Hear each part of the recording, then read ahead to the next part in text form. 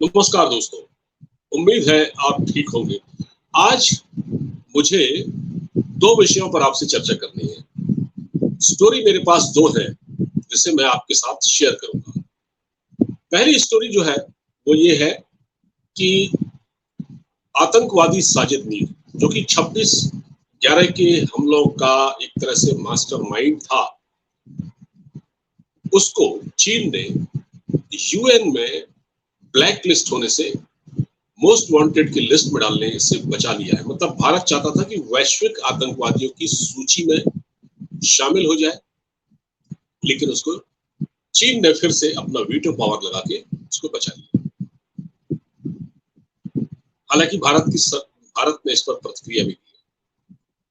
दूसरा सब्जेक्ट ये है, दूसरी स्टोरी मेरे पास है कि पाकिस्तान में अब जो वहां के हिंदू छात्र छात्राएं हैं, वो होली नहीं मना पाएंगे। उनके लिए एक तुगलकी फरमान जारी हुआ है वहां के उच्च शिक्षा आयोग की ओर से, पाकिस्तान के हायर एजुकेशन कमीशन की ओर से, कि अब हिंदू छात्र छात्राएं विश्वविद्यालयों में या कॉलेजेस में होली नहीं खेल पाएंगे। इस पर चर्चा करनी है। तो पहले हम बात करते हैं पाकिस्तान के आतंकवादी साजिद मीर की। साजिद मीर, आप नाम सुन लिया होगा आपने। साजिद मीर को भारत बहुत लंबे समय से इसको पकड़ना चाह रहा है। बहुत प्रेशर डाला गया इस पर, पाकिस्तान पर, इसके बारे में। तो एक बार तो पाकिस्तान ने ये कह दिया था कि ये तो मर गया है, ये तो मारा गया है। जब पाकिस्तान को FATF की ब्लैक लिस्ट में ले जाने की बात चल रही थी, तो पाकिस्तान ने कहा ये मारा गया है, ये हमारे पास नहीं है। लेकिन पाकिस्तान में मरे हुए आतंकवादी भी जिंदा हो जाते हैं। पता नहीं वो कब्र से उठ जाते हैं या क्या होता है, वो जिंदा हो जाते हैं। तो पाकिस्तान में वो है, बाकायदा है, और उसको जो है भारत चाहता है वैश्विक आतंकवादियों की सूची में डालना। 26/11 का जो हमला हुआ था मुंबई में, उसकी रूपरेखा उसने तैयार की। मतलब यूएन में ये मामला उठा। आज भारत की ओर से यूएन में, यूनाइटेड नेशंस में, इसको वैश्विक आतंकवादी घोषित करने के लिए एक प्रस्ताव लाया गया भारत की ओर से। तो उस प्रस्ताव पर चाइना ने वीटो लगा दिया, क्योंकि चीन ने शहद से भी मीठी, हिमालय से भी ऊंची और समंदर से भी गहरी जो कथित दोस्ती है, so called friendship China Pakistan की, वो निभा दी। मतलब चाइना अपने यहाँ तो आतंकवादियों को मार रहा है, जिनको वो उइगर कहता है, उनको वो आतंकवादी कहता है। उइगर मुसलमानों को वो आतंकवादी कहता है। शिनचियान प्रांत में अभी हाल ही में उनके किस तरह से उन पर जुल्म हुए हैं, ये सारी दुनिया को मालूम है। लेकिन यहाँ एक मोस्ट वांटेड टेररिस्ट को चाइना ने बचा लिया। भारत को उसने धोखा दिया, ठीक है, उसने पाकिस्तान से दोस्ती निभा दी। और ऐसा चाइना पहली बार नहीं कर रहा है, चाइना ऐसा हमेशा करता आ रहा है। अजहर मसूद के केस में भी कई बार चाइना ने ऐसा ही किया। और अब भारत सरकार ने क्या किया, जब ये यूएन में प्रस्ताव लाया गया, तो भारत के जो प्रतिनिधि है वहां पर, उन्होंने यूएन में एक ऑडियो टेप चलाया गया। वो ऑडियो क्लिप था साजिद मीर का। उस क्लिप में साजिद मीर निर्देश देते हुए सुना जा रहा है कि इसको गोली मारो, उसको गोली मारो। इस तरह की बात उसकी उस रिकॉर्डिंग में साफ तौर पर सुनाई दे रही है। लेकिन वो आवाज शायद चाइना को नहीं सुनाई दी, या चाइना को सुनाई दी तो चाइना ने उसको गलत नहीं माना है। इसका मतलब चीन का आतंकवाद के मामले में, टेररिज्म के मामले में, दहशतगर्दी के मामले में दोहरा रवैया है, दोहरा मापदंड है। ठीक, अगर ऐसा नहीं होता तो चीन, आप देखिए, आज चाइना तालिबान से भी दोस्ती कर रहा है, तालिबान सरकार से भी दोस्ती कर रहा है, वहां इन्वेस्ट करना चाहता है। देखिए आप, तो चीन का ये दोहरा रवैया है। अपने वहां वो उइगर मुसलमानों को आतंकवादी बताकर मारता है, उस पर कोई नहीं बोलता, पाकिस्तान नहीं बोलता उस पर OIC के जो देश है, 57 कंट्रीज, वो नहीं बोलते, किसी का मुंह नहीं खुलता उस पर।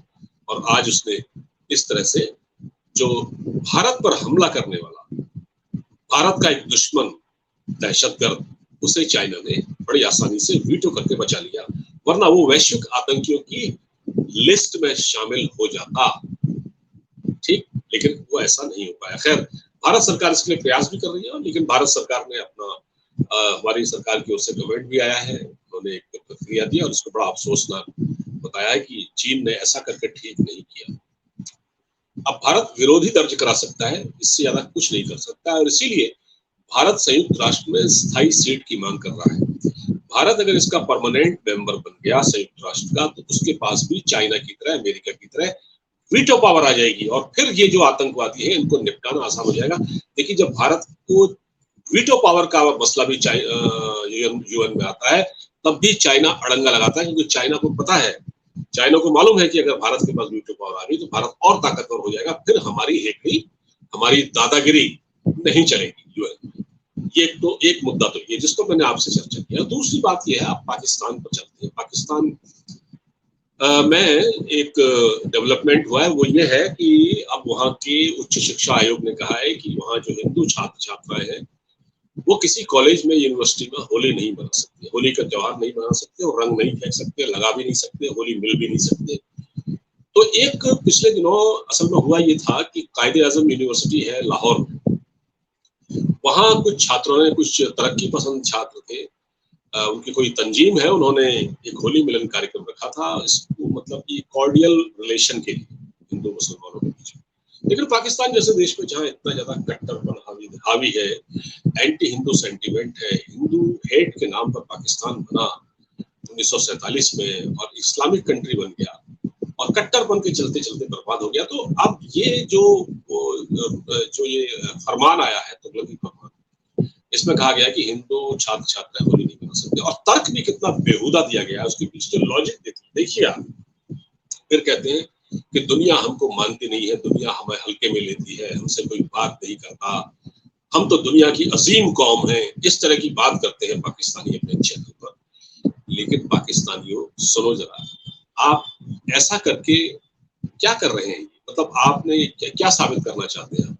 हिंदुस्तान के लोग या जो वहाँ हिंदू रहते हैं सिंध प्रांत में या पंजाब में या कहीं कुछ और पार्ट्स में, तो हैं ही कितने? अब तो है ही कितने भाई, अब तो बहुत कम हिंदू है वहाँ पर, कुछ परसेंट रह गए, सबको मार दिया गया, सिखों को मार दिया गया, ईसाइयों के साथ भी। माइनॉरिटी के लिए तो पाकिस्तान में कोई जगह है नहीं, ना कोई उनकी इज्जत।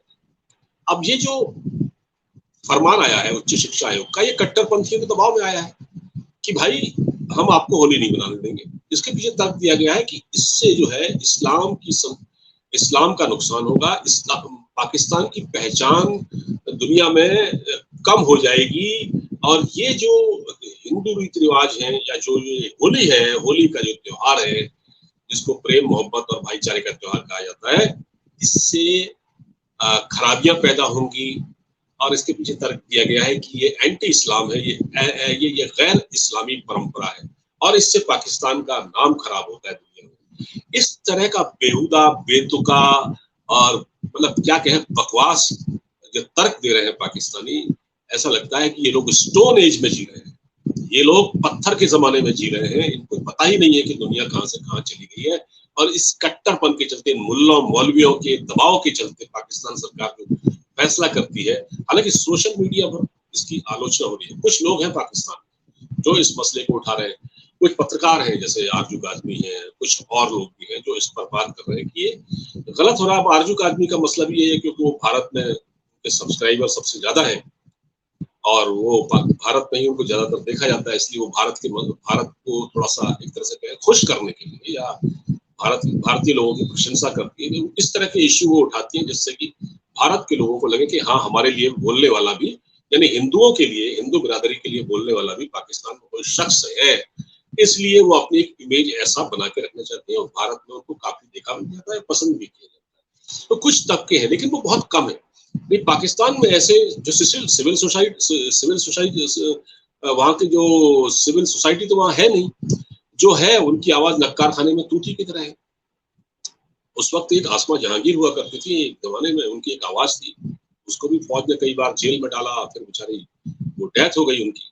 तो ऐसे लोग वहाँ है नहीं पाकिस्तान में जो लोग इस चीज का विरोध कर सके, जो पाकिस्तान की जो सरकार कर रही है या वहाँ अब पाकिस्तान की सरकार बोलेगी इस पर, ये बिलावल भुट्टो जरदारी के बारे में, जो सिंध प्रांत से ही है, मतलब वहाँ के बड़े नेता है, उनके फादर आसिफ अली जरदारी है, और अब तो भुट्टो साहब की बीच में बात चल रही थी वो प्रधानमंत्री बनेंगे, भारत के खिलाफ जहर उगलते रहते हैं। तो जो अभी पिछले दिनों एक वीडियो वायरल हुआ था उनकी, बिलावल भुट्टो जरदारी ने हिंदुओं के मंदिर भी गए थे शायद, और उनकी कोई बहन है वो भी गई थी, उनकी कोई रिश्तेदार है, तो क्या वो इस बारे में कोई बात करेंगे?